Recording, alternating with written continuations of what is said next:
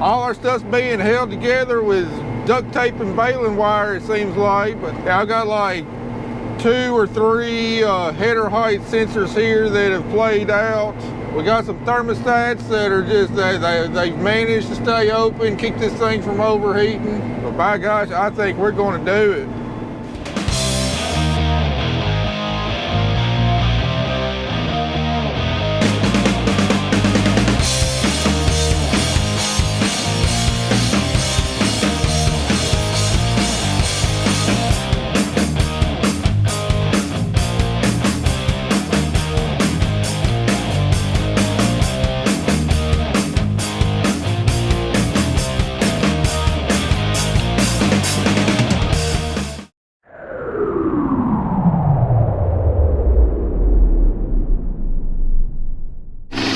Welcome to November 8th.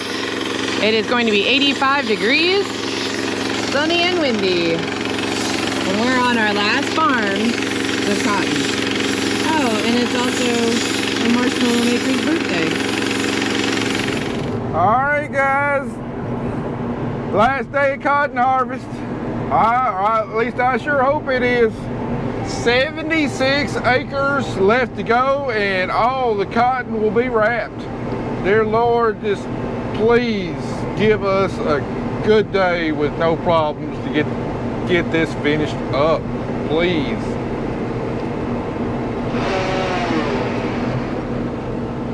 Well, that ain't the start I was wanting. Number 1's already choked up and I have no idea why. I don't know why it keeps on choking up. I just thought of a great idea. I don't know why this number 5 keeps on choking up like it is, but why don't I install my GoPro here on the door, see if I can see what's causing it.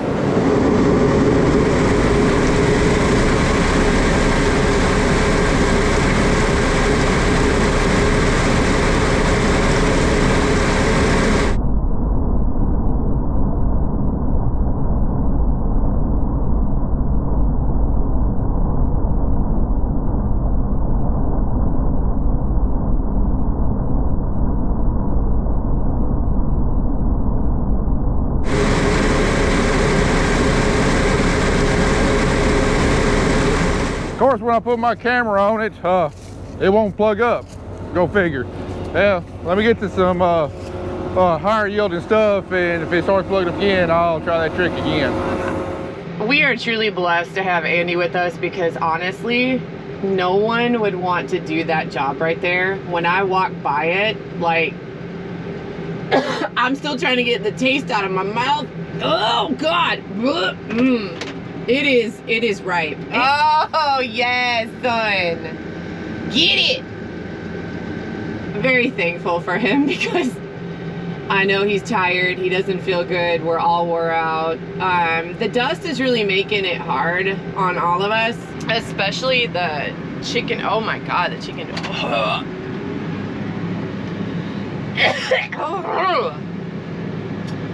Wow, that's almost making my eyes burn. Woo! You gotta love it. Just being organic, everyone. Just being organic. You eat the chicken, so we're just doing something with the byproduct. So last night, Andy and I were out here. It's about 10:30. My dad, bless him, he has been such a big help. That tractor has no AC. So my dad is out here when it's 85 degrees on that hot tractor with the windows open, and he's out here 12 hours a day. So 70 years old, he is hauling it. I'm grateful that he puts up with it because nobody would. And he does it for free because he's my dad. So lucky to have him do that. So last night Matt got 1, 2, 3, 4, 5, there's 8 done, and then he just dropped those 2 rolls. Now I think he's in the corner over there. I know we're having some water pump problems. Oh wow. Woo! So I'm just gonna pray really hard that it holds on until the end of today or tomorrow because we're probably working all night long.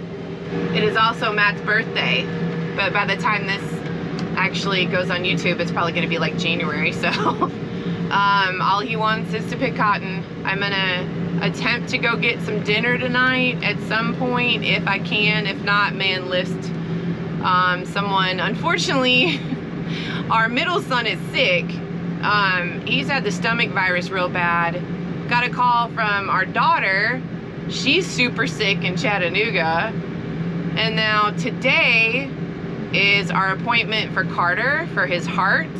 Hopefully I can get caught back up after everything's said and done, and hopefully get an answer as to what's causing all of his problems. Because I know us parents right now, we're really worried as to what's going on, and like this just came out of nowhere. And this poor child he's had it rough, and we just need some positivity in this family. Because if not, I'm gonna need a padded room with a helmet that's sparkly and meds given on the daily, because I don't know how much more I can take. I know I can take more, but still. I'm putting my health stuff aside until we find out what's going on with Carter. Right now, the most important thing is our son. That's what's going on today. We are spreading poop, moving bales. Oh, I need to get him a shirt that says I'm the poop master or something. I gotta come up with something clever. Marshmallow manager better hurry up and get on her job. I'm getting a little crowded down here on this end. She's playing catch up from the night before where I dropped them all on the end there. She'll be caught up to me in no time. Andy getting after it, spreading that chicken litter.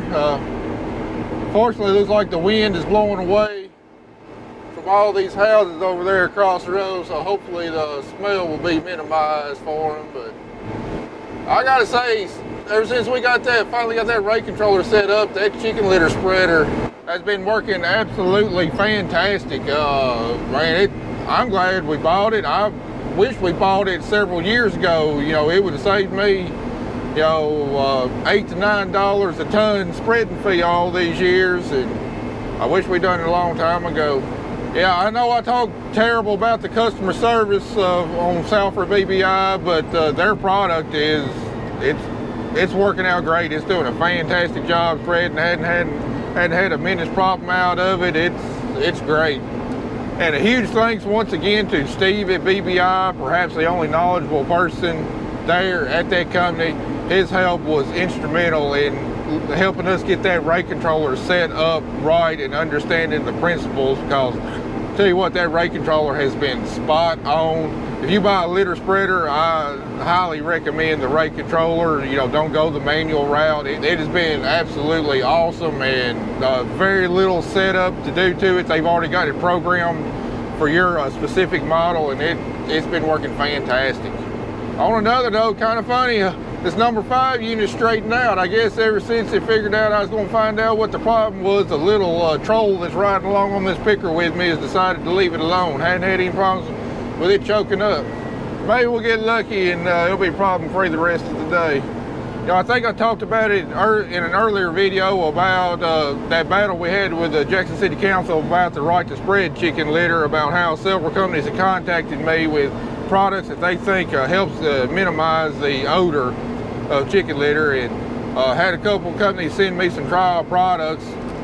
I wish we could test them, and I was planning on testing them up here in town, but with the rain bearing down on us tomorrow and we got to get all this ground covered and spread today, you know, I'm just not going to have the time to go back and get the sprayer and try that product out. Plus we got rain coming tomorrow, which will pretty much eliminate the smell anyway, so I don't think it'd be a pretty fair test. But probably what I'm gonna do is hold on to the product, and if I can get my hands on some more chicken litter that we spread this coming winter and spring, hopefully try it out then.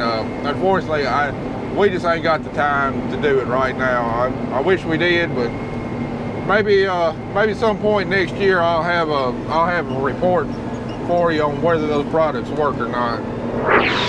We are definitely rolling along. You see Andy spreading, my dad's cutting, Matt's over there making, I'm picking up. And this is the last one I get to pick up now for a while. Because I gotta leave to go get Carter from school and then take him to his cardiology appointment. So I got 8 made, and this will this will start number 9. And then we'll see what happens after I get back. Hopefully they're down there in the bottom. Alright, well, I get to take a break from the poop slinging. Kelly has to go run Carter to the doctor real quick, so she's gonna be gone for just a little while, and she's heading out as we speak. So starting now, I'm gonna be moving modules, because that's a little bit not necessarily more important, but for us to bush hog and to keep going. I mean, the modules can't be in the middle of the field, so yeah, that's what I'm doing. I'm moving modules and taking a break from the poop spreader, so now I can dangle my socks. And it smells like a Caribbean paradise in here. This is a whole different world than what I'm used to right now. But anywho, let's move some modules. Boy, we're rolling along, literally rolling along. I'm out of wrap trying to do another quick pit stop here. All right, let's see if we can make this a record stop here.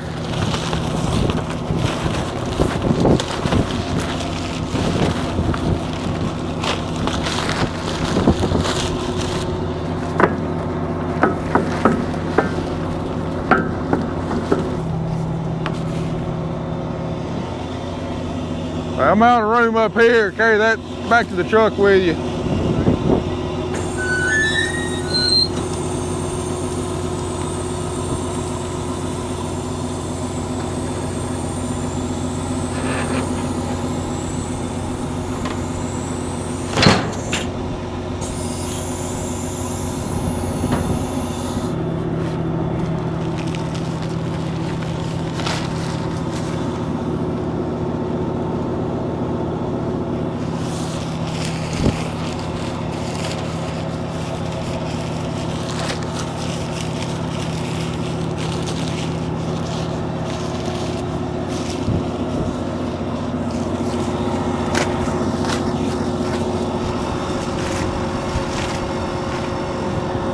All right, hit your button.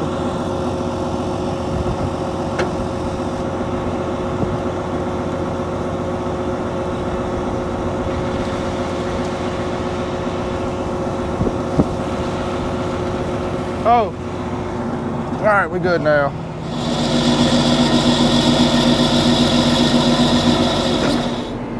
All right, guys, well, here it is, the last field of cotton, and I think we saved the easiest for the last. Got a nice big bottom here. We got like 3 small fields that go along with it also, but around 90% of our acres left is this big bottom, so hopefully we can trot on along and get this knocked out. I'm not making any time predictions, because I know when it gets dark we're gonna have to slow down. Hopefully the nice wind that we've been having today will keep on and keep the dew off and be able to speed us up. Well, knock on wood, I think I might have finally solved my number 5 unit plugging up, because I could never get it to choke up on camera. I tried several more times. Got some real good cotton, put it in second gear and tried to force as much cotton as I could through the duct, and finally choked it up real bad. And this time what was different is that it was plugged all the way up into the suction pipe, the duct, whereas before just the door was choked up. But I plugged it up so good this time that it packed it in there at the original point of obstruction. And you know, normally when I get out to clean it, if it's not packed that tight, that suction pipe will suck some of where it was starting to pack up, and I never could find the source of it. So anyway, I reached all the way up in there as far as I could, and felt like there was some rust up in there, some sharp edges that I think was catching on cotton and you know, stopping up the flow. So anyway, I ripped them off, and it seems to be doing good now, so we're able to roll on in second gear. And so as long as I can run second gear 5 miles an hour. But what we got left, we should get done earlier than what we did last night. Knock on wood. I ain't got no wood knock on in here though. Welcome to the night shift. It's fun moving these in the dark because you can't see where you're going. Got 2 in front of me. I don't know, Matt's just dropping them wherever. I've been busy moving Andy and all the rest of the equipment down here to the last 40-something acres that, Lord willing, we will get done tonight. So I got back around like 5 o'clock.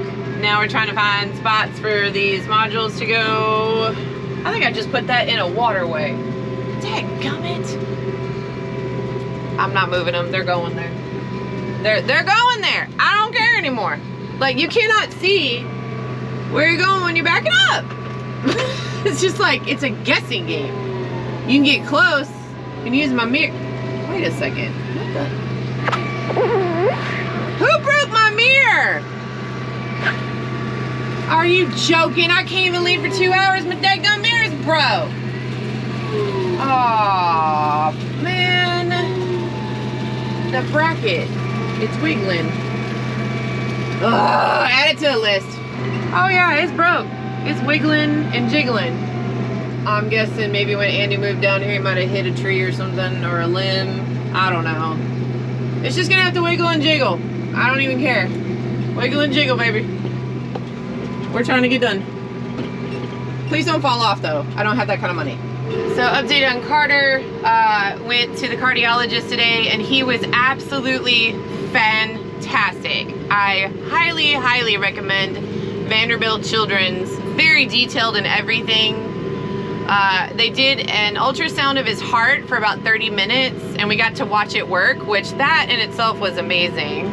Then they did 2 different EKGs, did a whole entire history. The doctor looked at everything. He came in. He said Carter has a very, very healthy heart.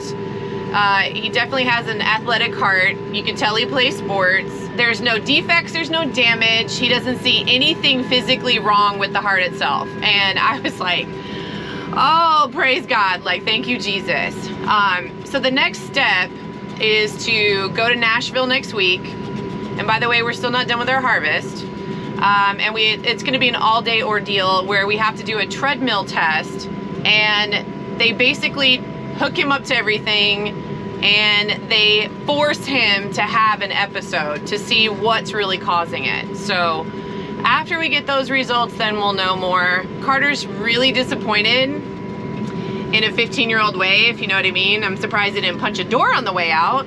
But he has every right to be upset and angry. He just wants to be a normal 15-year-old. He wants to play sports. He doesn't want to sit on the sidelines. But super, super just unbelievably grateful. Thank God. Everybody praying for him that it wasn't a defect or, you know, something physical. So they're thinking more electrical or symptom-based. So we'll know more after next week. But just absolutely relief off of my heart because I was literally sick all day thinking about it. So, and we're still in the middle of harvest and then all this stuff comes up. So I think I have cotton in my eyeball, but there's one good thing today. Praise the Lord. All right, just got the 6-hour service alarm, so gotta grease the heads one last time. There's 2 things that this picker uses way more of than my old picker did: fuel and grease. Normally get through a cotton harvest on our old 9986 picker, we'd use about 155-gallon drum of spindle grease, and that would get us done. This year I've gone through about 1.5 drums of grease. You know, my old picker, we'd grease it once every 10 hours. That's what the owner's manual says, but these heads spin quite a bit faster than what my old picker did, so John Deere recommends greasing more often, once every 6 hours. And as far as the fuel goes, everybody says, well, look at all the other equipment you're not having to run, save fuel on that. A tractor running module builder does not use much fuel whatsoever. The tractor running the bow buggy uses about the same amount of fuel as what Kelly's doing, running around picking up modules and moving them. This thing though, I mean, we're running a full day. We're running easily over 200 gallons of fuel. I don't know, I haven't exactly measured it, but it's over 200 gallons of fuel, whereas my old picker, it burned probably about 120 gallons in a fairly decent day. So my cost per acre on picking cotton is definitely higher with this, not to mention the parts for this picker, at least on the back end, are way more than what my picker was. But it's definitely a lot more efficient, and it's definitely a whole lot quicker. And once we get all the bugs worked out of this thing, which hopefully this off season we will, once we go through it, everything, now that we've run it a year, we know all the details we really need to pay attention to. Hopefully next year will go a whole lot smoother and a whole lot quicker, and we're not finishing up cotton on my birthday. With any luck, if we can get our cotton planted early and we don't have a cold summer, it sure would be nice to be done picking cotton before Halloween. Not me out here looking for marshmallows because it's dark and I can't find them. Also, I think I'm just gonna start talking in a British accent. Where's one? Oh! I found a marshmallow! Fabulous! In fact, I think he has a 2-for-1. Ladies and gentlemen, a 2-for-1 marshmallow. I need a vacation. Desperately need a vacation. I get cotton done first. Also, I don't think Matt and I have had a normal conversation other than work and kids in about a month. So we just literally work, go home, say nothing to each other, and go to bed.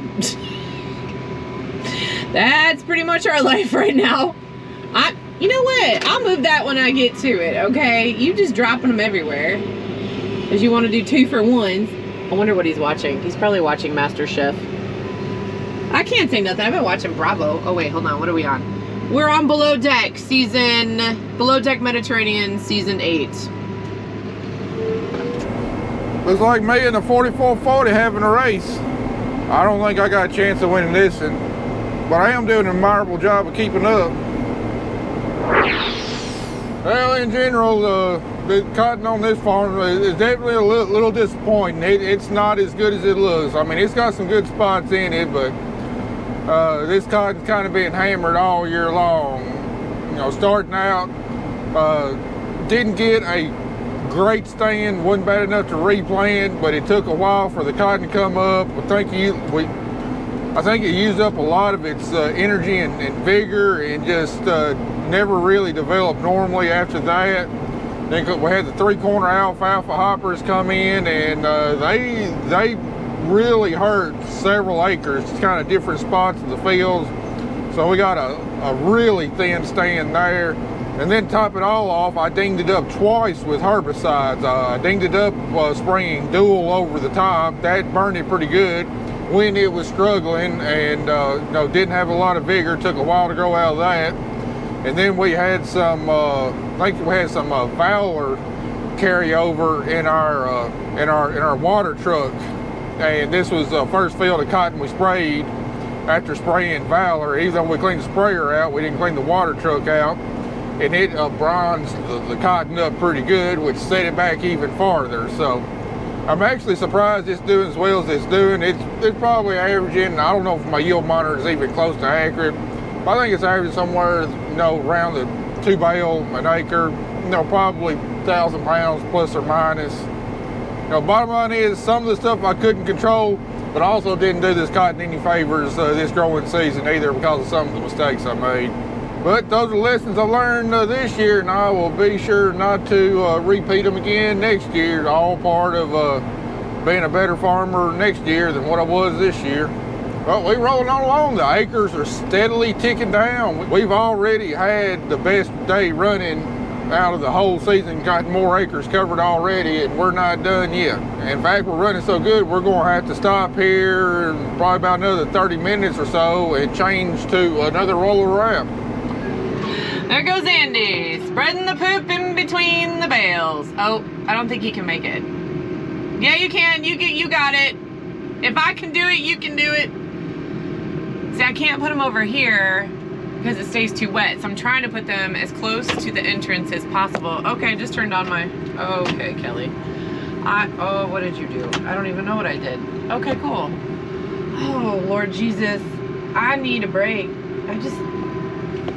Yeah. I'm done. Well, it was almost the perfect day.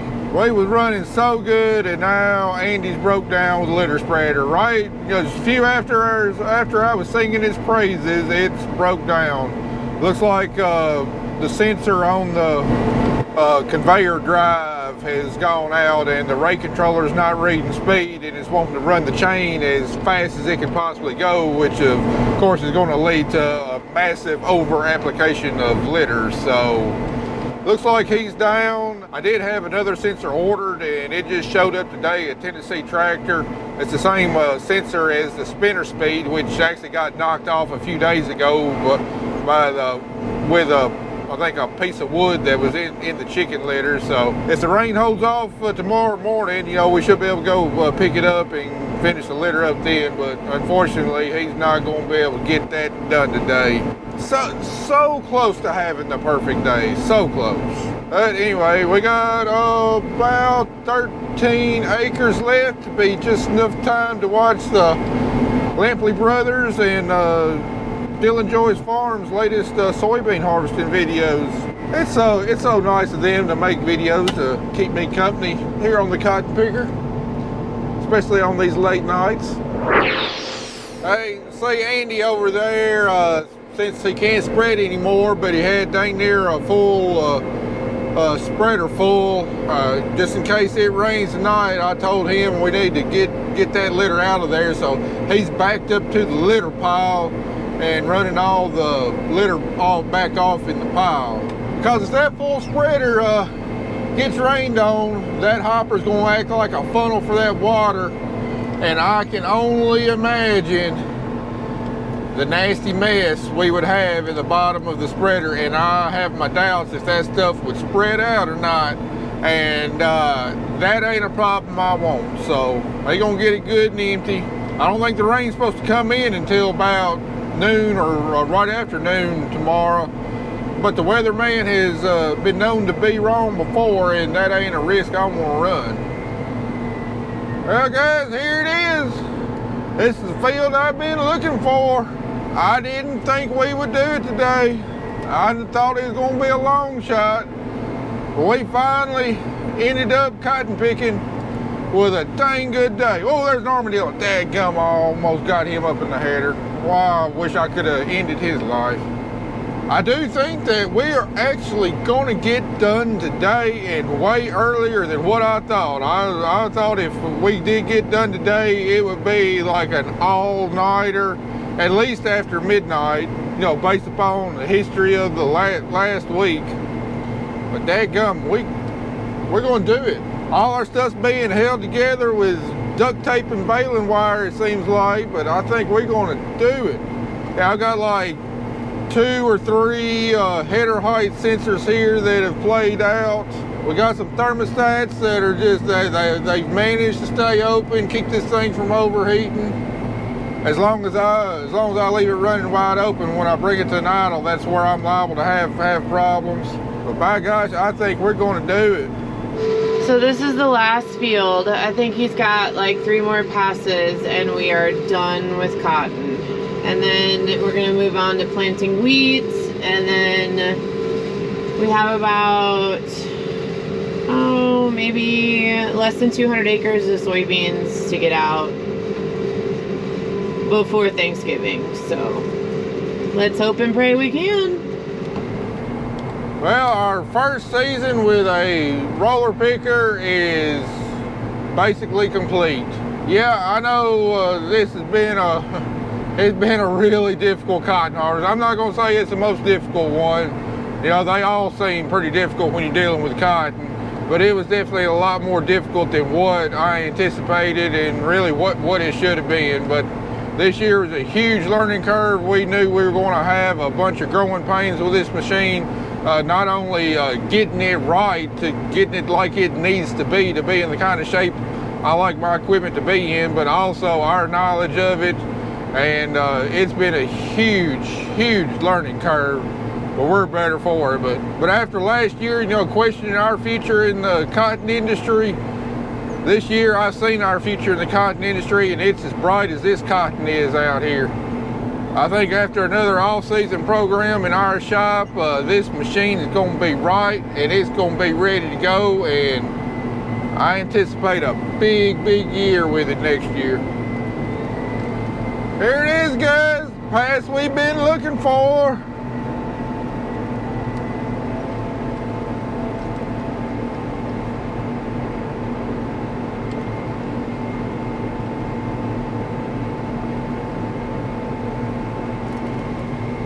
That's it.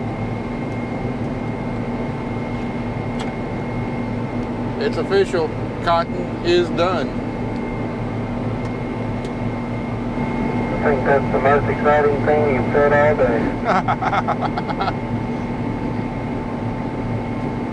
Can't say I disagree with that. That's a pretty good birthday present too. They don't get no better than that. Alright, we just emptying our accumulator. Alright, here it comes, last module of the year. That is module 342.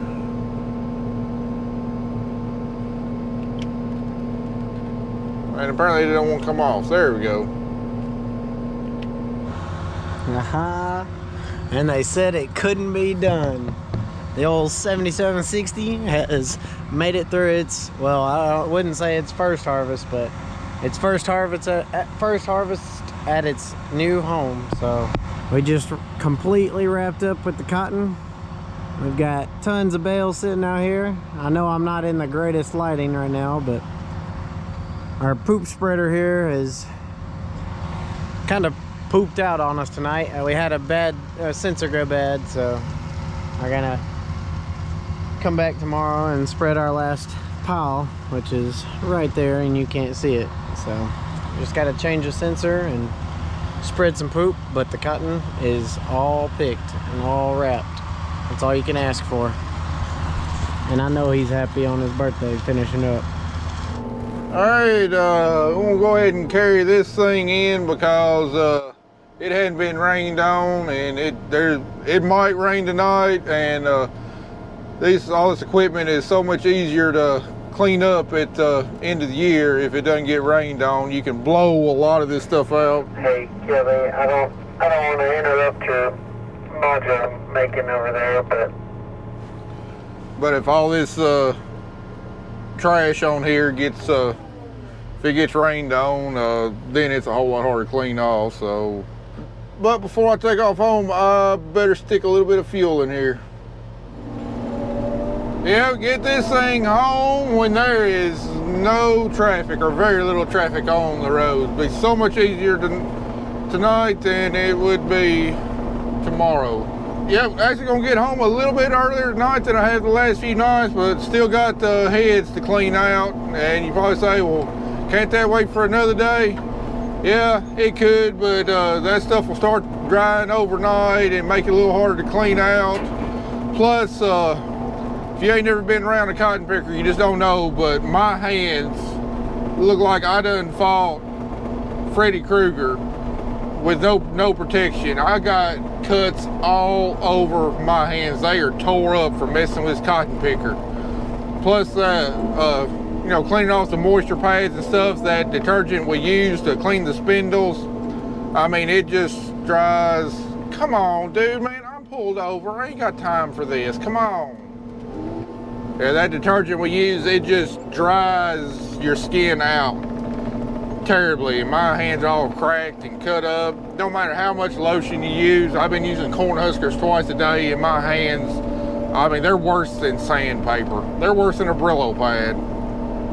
And I want my hands to start healing up, and if I got to clean out a picker tomorrow, the next day it's going to be that much longer. So anyway, guys, I hope y'all enjoyed this cotton harvest, and it was a good one. Probably Won't know until we get tickets back from the gym, but this has probably been our best cotton harvest ever, but I'll let you know what the final figures are in a later video. But guys, hope y'all enjoyed our first harvest with the roller picker. We're getting closer to done. We still got a long ways to go. Next up, we got 500 acres of wheat to plant. So that's probably what y'all be seeing in the next video. Appreciate y'all watching. See you in the next one.